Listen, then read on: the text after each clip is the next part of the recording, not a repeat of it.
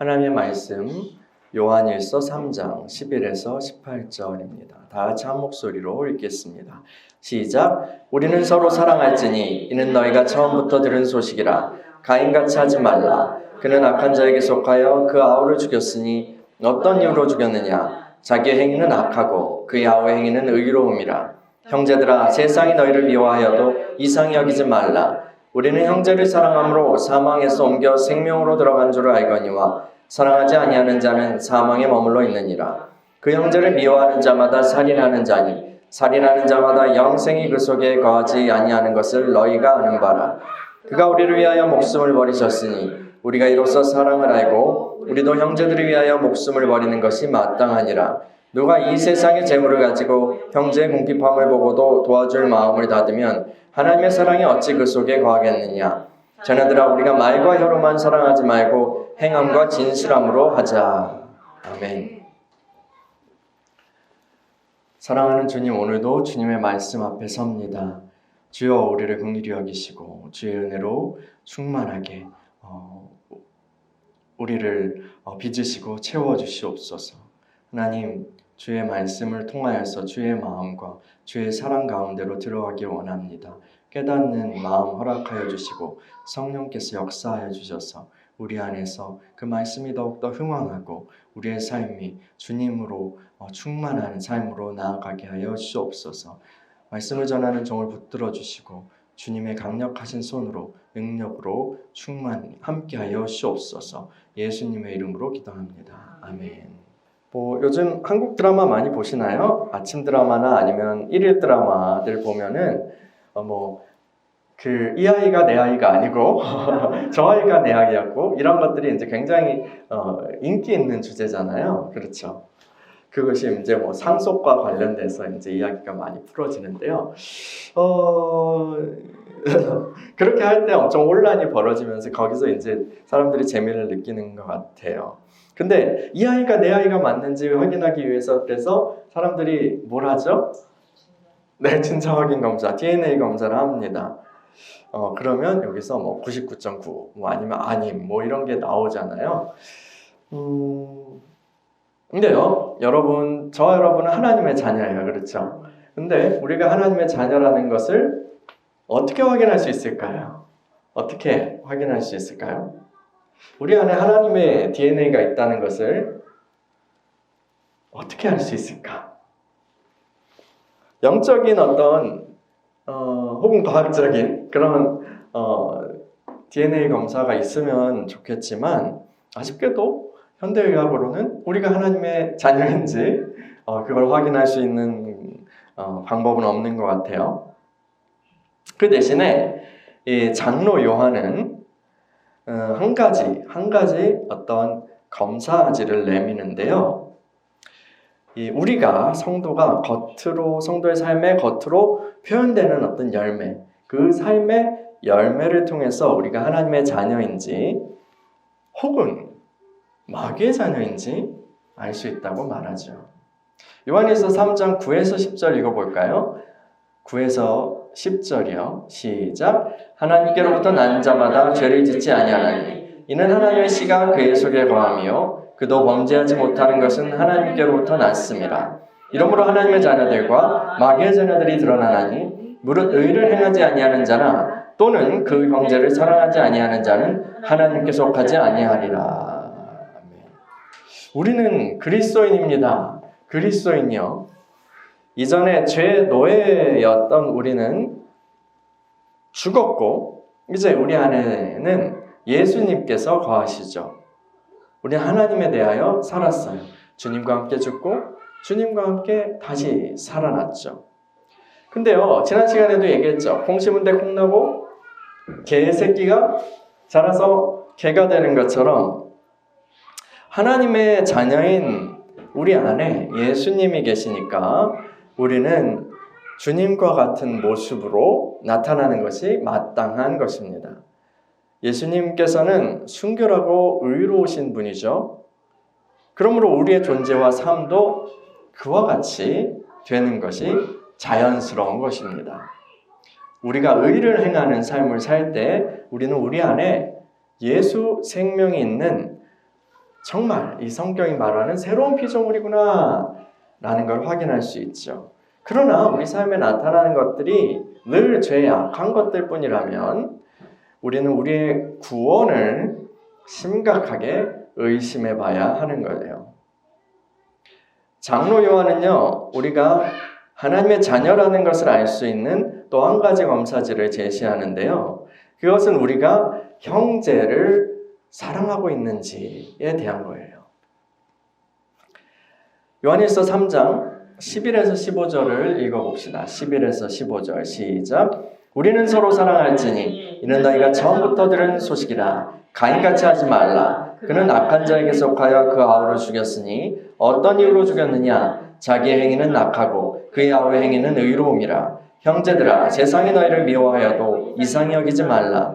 우리는 형제를 사랑함으로 사망에서 옮겨 생명으로 들어간 줄 알거니와 사랑하지 아니하는 자는 사망에 머물러 있느니라. 그 형제를 미워하는 자마다 살인하는 자니 살인하는 자마다 영생이 그 속에 거하지 아니하는 것을 너희가 아는 바라. 아멘. 서로 사랑하라는 계명은 우리 주님께서 주신 계명이에요. 그렇죠? 구약의 율법은 모세 율법, 그 구약의 율법은 하나님 사랑과 이웃 사랑으로 요약될 수 있습니다. 이 사랑의 법을 벗어난 해석과 적용은 그 율법, 그 계명을 주신 하나님의 마음을 벗어나서 길을 잃게 되는 거예요. 그래서 예수님께서는요, 산상수훈에서, 마태복음의 산상수훈에서 모세의 율법의 본뜻과 하나님의 의도, 그 계명 안에 담겨 있는 하나님의 의도를 다시 설명해 주셔야 했던 것이죠. 사랑하라, 서로 사랑하라 라는 이 계명은요, 모세의 모든 율법, 성경의 모든 율법을 하나님의 계명을 포함하고요, 또한 완성합니다. 로마서 13장 8에서 10절에 그 바울이 이렇게 얘기했어요. 빛자 사랑의 빛 외에는 아무에게든지 아무 빛도 지지 말라. 남을 사랑하는 자는 율법을 다 이루었느니라. 간음하지 말라, 살인하지 말라, 도둑질하지 말라, 탐내지 말라 한 것과 그 외에 다른 계명이 있을지라도 내 이웃을 내 자신과 같이 사랑하라 하신 그 말씀 가운데 다 들었느니라. 사랑은 이웃에게 악을 행하지 아니하나니 그러므로 사랑은 율법의 완성이니라. 그렇기 때문에요, 사랑하는 자들은 의로운 율법을, 성경의 율법을 다 이루는 사람입니다. 아까 이제 장로 요한이 하나님의 자녀들은 의를 행한다라고 할 때 그 의는요, 율법주의적인, 단순히 율법주의적인 그런 의가 아니라 하나님의 마음으로부터 나온 그 사랑의 계명, 그 사랑의 계명에 순종함으로 하나님의 의를 이루는 그걸 가리키는 거죠. 예수님 당시의 서기관과 바리새인들은요, 율법을 철저하게 지켰던 사람들이에요. 그런데 그 사람들은 율법의 본질인 하나님의 마음, 하나님의 사랑의 길에서 벗어났죠. 그리고 그 율법 그 조문 문자를 지키는 것 자체로 인하여서 자기 의로 충만하게 됐어요. 또 하나님의 긍휼을 품지 않고 이 율법의 칼날을 막 휘두르면서 남들을 정죄하는 방식으로 사람들을 억압하였습니다.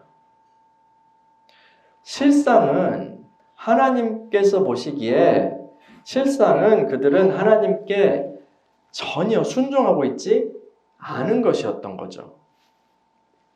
이런 이유로 예수님께서는 서기관과 바리새인들을 무섭게 꾸짖으시죠. 그리고 비판하시고 심지어 와 있을지로다 하면서 저주하시기까지 한 거예요.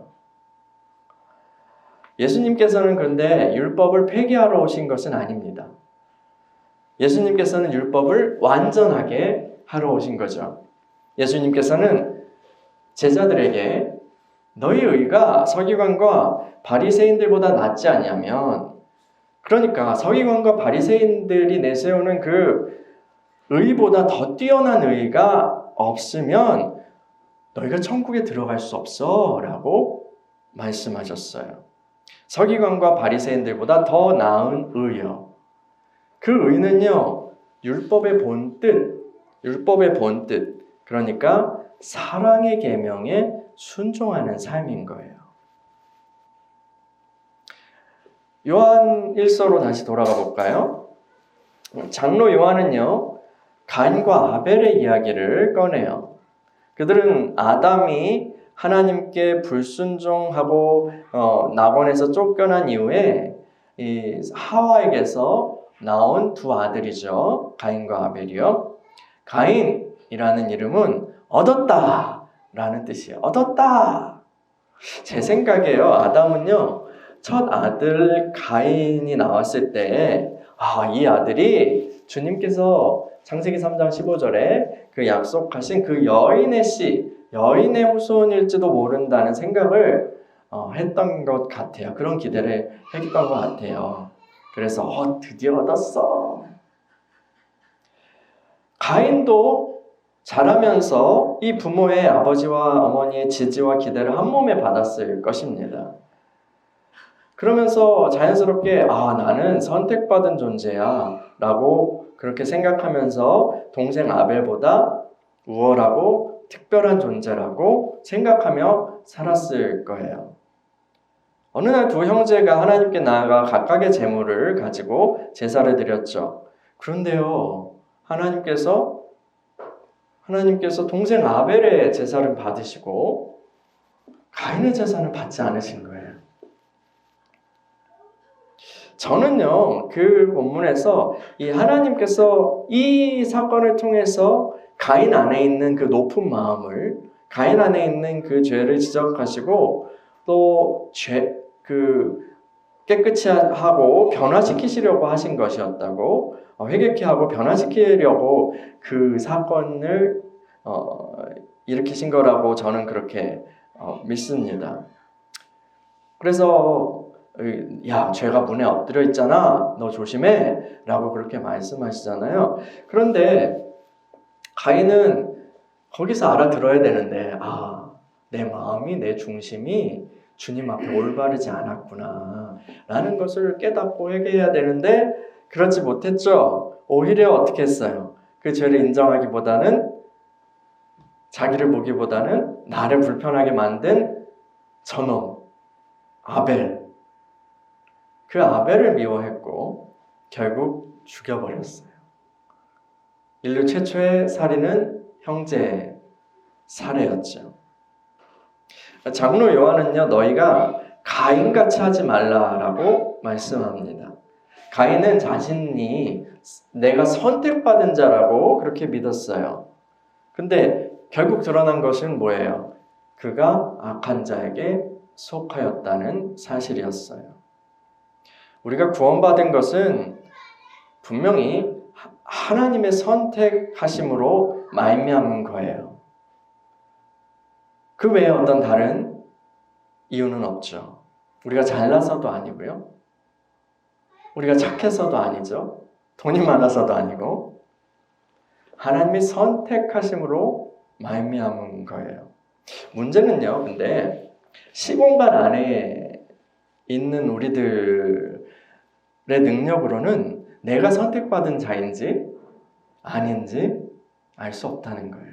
그건 하나님 마음, 시공간을 초월하시는 하나님 마음속에 있는 사실이기 때문이죠. 마지막 날 주님이 오시면 모든 게 명백하게 드러날 거예요. 내가 가라지인지 곡식인지 말이에요. 제가 이 얘기를 하는 거는요, 여러분들에게 구원에 관한 불안감을 일으키려고 하는 건 아니에요.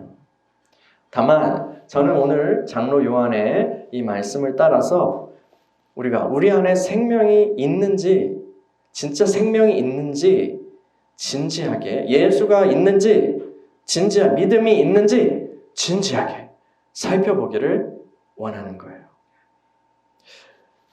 건강검진을 받을 때, 우리나라 참 좋은 나라예요. 그렇죠? 건강검진을 해가지고 건강도 챙겨주잖아요. 그 건강검진을 받을 때 우리는 정말 떨리고 긴장이 됩니다. 뭐가 나오면 어떡하지? 이런 마음이 되죠. 그런데요, 그 검진을 해서 뭐가 조기에 빨리 발견되면, 그리고 이것이 자칫하면 몇 년 후에 병으로 진행될 수 있습니다 라는 그런 부분이 나오면 그 부분을 치료하고 또 대처하고 관리할 수 있는 거죠. 좋은 일이에요. 그렇기 때문에 두렵고 떨리지만 그 검사를 하는 것이 좋은 거예요. 요한일서 3장 13에서 15절 읽어볼게요. 13에서 15절 시작.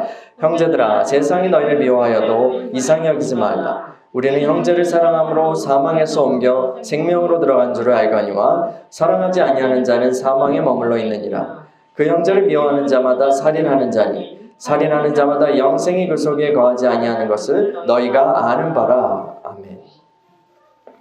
예수를 믿는 자는요, 사망의 영역에서 생명의 영역으로 옮겨진 사람이에요. 들어간 사람이에요. 예수를 믿는다는 것은요, 예수 안에 있는 하나님의 사랑을 받은 거예요. 예수 그리스도 안에 있는 하나님의 사랑을 축 하고 받은 거예요. 그게 예수 믿는다는 거예요. 생명의 영역은요, 곧 사랑의 영역이에요. 골로새서에서요, 이렇게 바울이 얘기했죠. 그가 우리를 흑암의 권세에서 건져내사 그의 사랑의 아들의 나라로 옮기셨으니. 생명의 표현은요, 곧 사랑으로 나타나요. 생명의 표현은 사랑하는 삶으로 나타납니다. 그 사랑이 우리 삶에 나타날 때요, 우리는 비로소 아하, 내 삶에 하나님이 계시구나, 생명이 있구나 라는 것을 확인하게 되는 거예요. 근데 사랑이 도무지 나타나지 않는다면 진짜 내 안에 생명이 있는지 확인할 수 없는 거예요.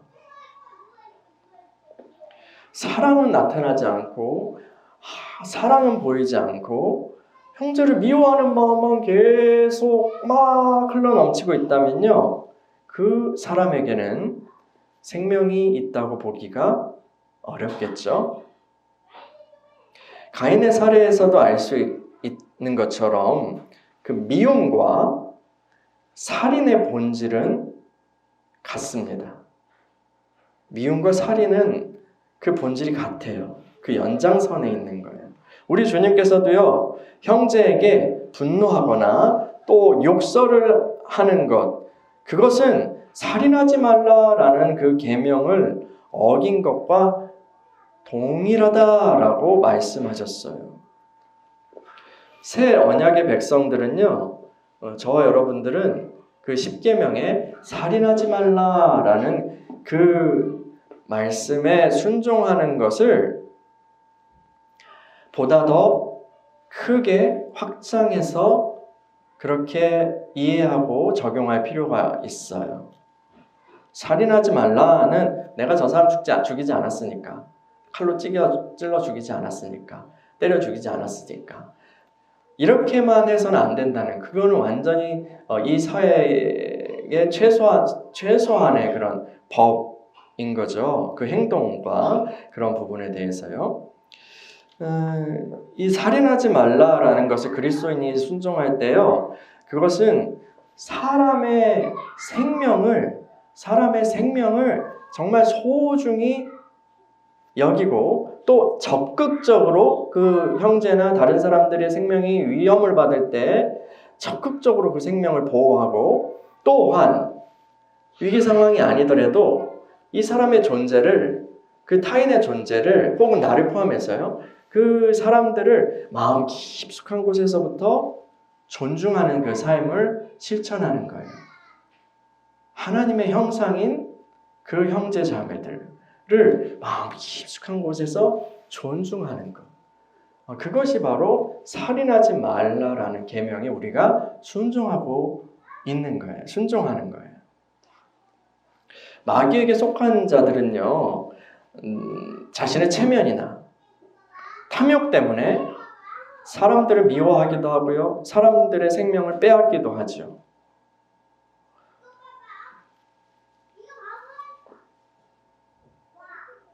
뭔가 내 심기를 거스렸어.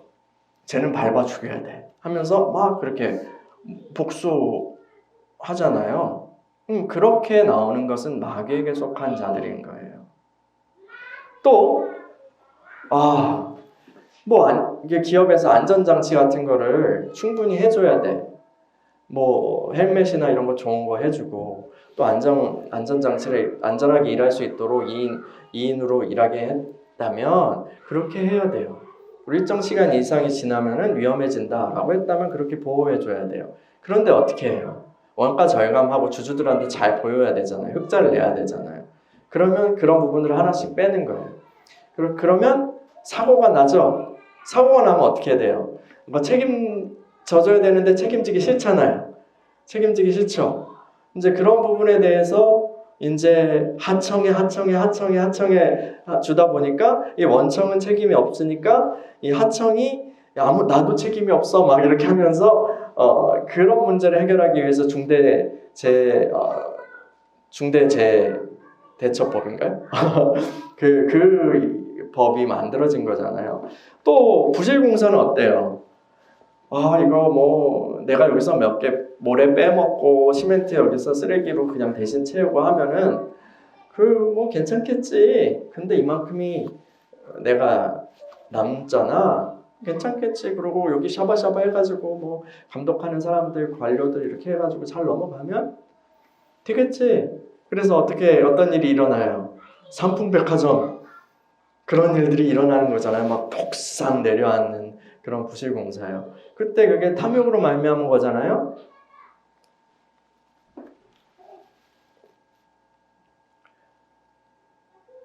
사람들 돈 아끼려고 하다가 그런 문제가 일어나는 게 굉장히 많거든요. 옛날에 그 시랜드 참사 이런 것이 안전이나 이런 부분들이 너무 열악해서 일어난 부분이기도 하거든요. 그런데 이제 얼마 전에 무슨 꼬리에 꼬리를 무는 거기에 나왔었는데 얼핏 지나가다가 봤어요. 그런데 거기 책임자가 왜 이렇게 하셨어요? 이렇게 안전 대책을 이렇게 하셨습니까? 하니까 대답이 뭐라 그랬죠? 돈 아끼려고. 근데 거기에서 애들이 다 그냥 흔적도 없이 다 타서 죽었어요. 그런 일들이 바로 벌어지는 게 세상인 거죠. 근데 하나님께 속한 자들은요, 오히려 다른 사람들의 생명을 살리기 위해서요, 자신의 소유뿐만 아니라 자신의 생명까지도 내어주는 위험을 감내하는 그런 삶을 살아가는 것입니다. 그게 우리 주님이 보여주신 사랑이죠. 우리 안에 닿은 하나님의 사랑이요, 우리 안에 그렇게 딱 들어온 하나님의 사랑이 바로 이 사랑이에요. 요한일서 계속해서 읽어볼까요? 요한일서 3장 16에서 18절 시작. 그가 우리를 위하여 목숨을 버리셨으니 우리가 이로써 사랑을 알고 우리도 형제들을 위하여 목숨을 버리는 것이 마땅하니라. 우리가 이 세상의 재물을 가지고 형제의 궁핍함을 보고도 도와줄 마음을 닫으면 하나님의 사랑이 어찌 그 속에 거하겠느냐. 자녀들아, 우리가 말과 혀로만 사랑하지 말고 행함과 진실함으로 하자. 아멘. 여러분, 우리 안에 있는 사랑은요, 그리스도인에게 주신 그 사랑은요, 우리 안에 그 생명의 표현으로서 그 사랑은요, 이 세상 사람들이 베푸는 어떤 호의, 그것을 넘어서는 겁니다. 그거는요, 이 사랑은 목숨을 버리는 사랑이에요. 목숨을 버리는 사랑이에요. 내 생명을 버리면서까지 저 사람을 살리겠다고 나아가는 거예요. 이게 주님의 사랑인 거죠. 주님이 우리에게 주신 사랑이고 우리 안에 있는 그 생명의 사랑인 거예요. 우리 최원일 선교사의 그 이야기를 다룬 더 위대한 사역 우리 다 봤잖아요. 그렇죠? 이제 그 다큐는 최원일 선교사의 일생을 이제 쭉 그 인터뷰나 아니면 그런 일기를 통해서 소개를 하고 있는데, 그런데 이제 결론적으로 그 해석을 제시를 합니다. 뭐 나레이션으로 제시하진 않지만 그러나 그 인터뷰들을 통해서 자연스럽게 나온 거죠. 그것이 인위적인 것이 아니라. 그래서 이 최원희 선교사의 일생을 이렇게 딱 정리해요. 캄보디아를 품고 진액이 당하기까지 사랑했던 사람이다. 그런 삶이다. 라고 그렇게 해석하고 있습니다. 거기서 그 한 선배 선교사님이 이렇게 얘기하잖아요. 너무 사랑하면 아프고 너무 사랑하면 진액이 다 빠질 수 있다. 그런데 최원희 선교사가 그랬던 것 같다.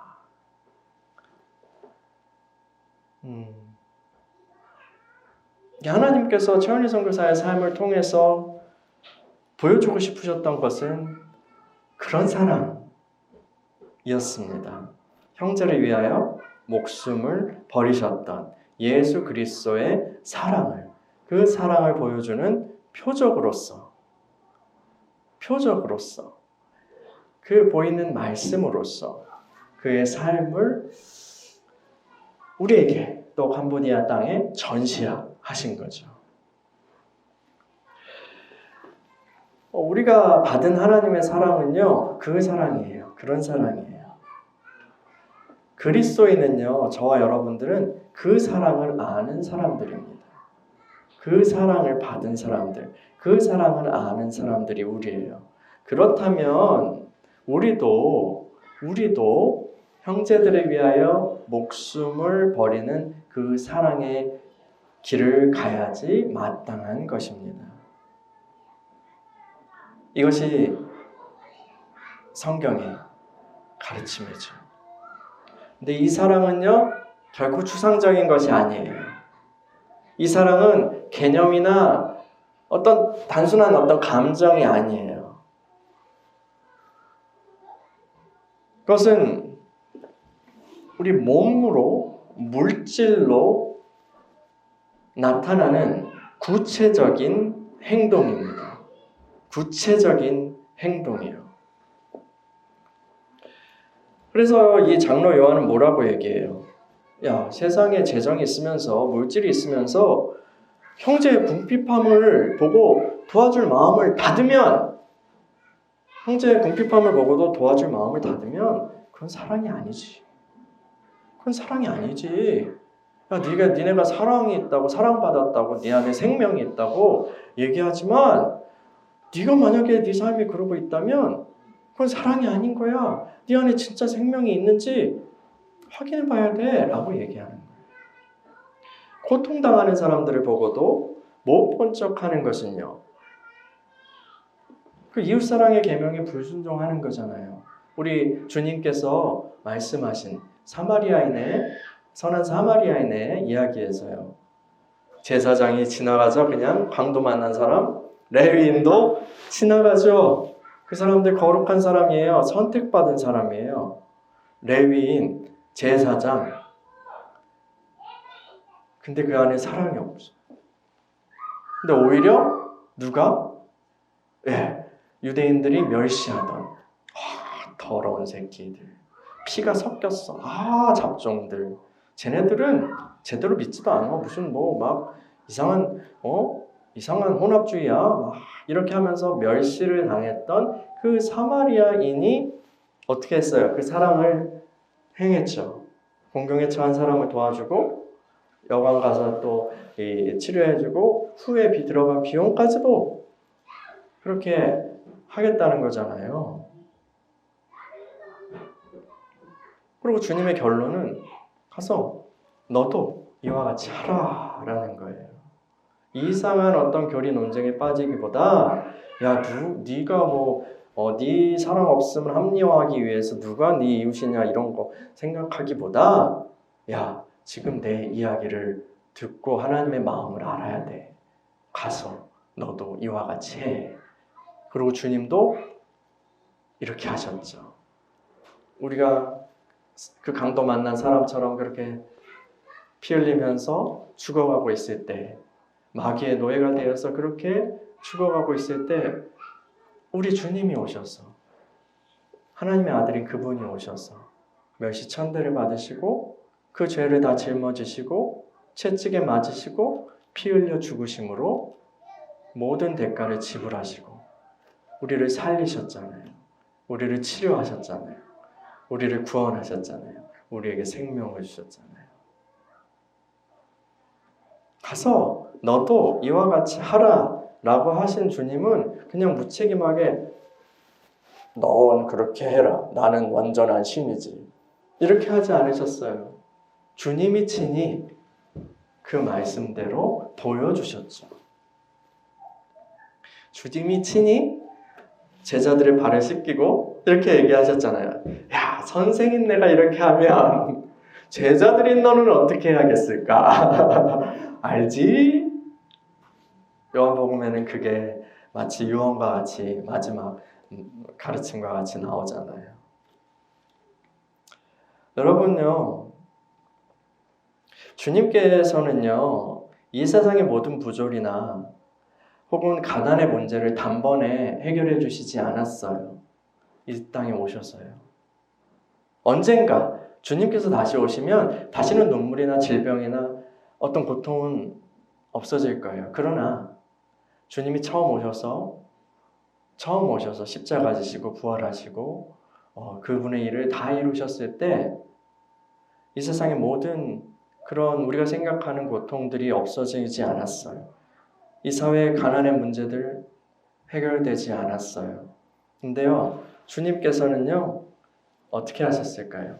그들을 믿는 제자들에게, 그들을 믿는 이들에게 주님처럼 사랑할 수 있는 생명을 주셨어요. 이 사랑의 길을 따라서 행하는 이들을 통해서 이 사랑을 아는 교회를 통해서 이 세상에 고통받는 자들과 신음하는 자들과 또 가난의 문제와 여러 가지 어려움들이 치유되고 또 회복되고 변화되어 갔죠. 주님의 방법이에요. 단순히 개인적인 그런 구제와 또 환대로부터 시작해서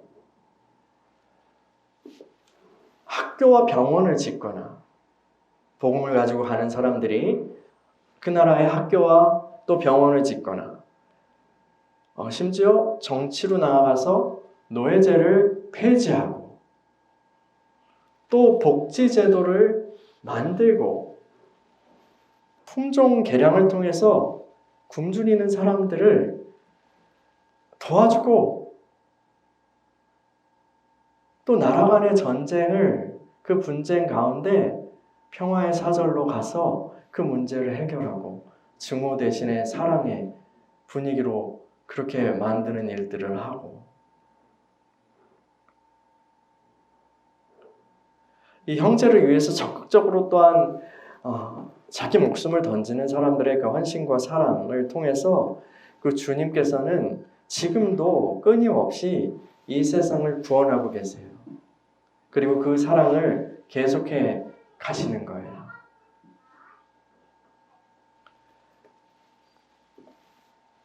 여러분, 지금 우리의 삶은요, 이 사랑의 흐름 안에 있습니까? 이 사랑의 물줄기 안에 있습니까?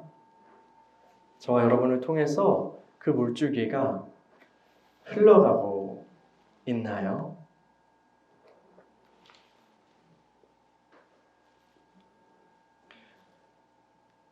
우리는 예수 그리스도의 증인들이에요. 예수가 그리스도이시고 그분을 믿으면 하나님의 자녀가 된다는 것, 그 십자가 부활의 복음을 우리는 정확하게 선포해야 돼요. 근데 그 선포되는 말씀은요, 사랑의 표적으로 함께 선포될 때 온전케 되는 거예요. 우리를 통해서 그 사랑의 물줄기가 흘러가고 있습니까? 여러분, 우리들의 다양한 부르심은 각자 다 다르죠. 우리들의 부르심은 다 다양해요. 클 수도 있고 우리가 보기에 클 수도 있고 작을 수도 있고 그 범위가 그 대상이 다 다를 수 있어요. 그 사랑하는 방법도 조금씩 다를 수 있죠. 그러나 분명한 건 주님께서 우리에게 생명을 주셨다면 그 사랑을 표현하고 그 사랑으로 다른 이들에게 하나님을 증거하는 삶을 어떤 방식으로든 우리는 살아가야 한다는 거예요.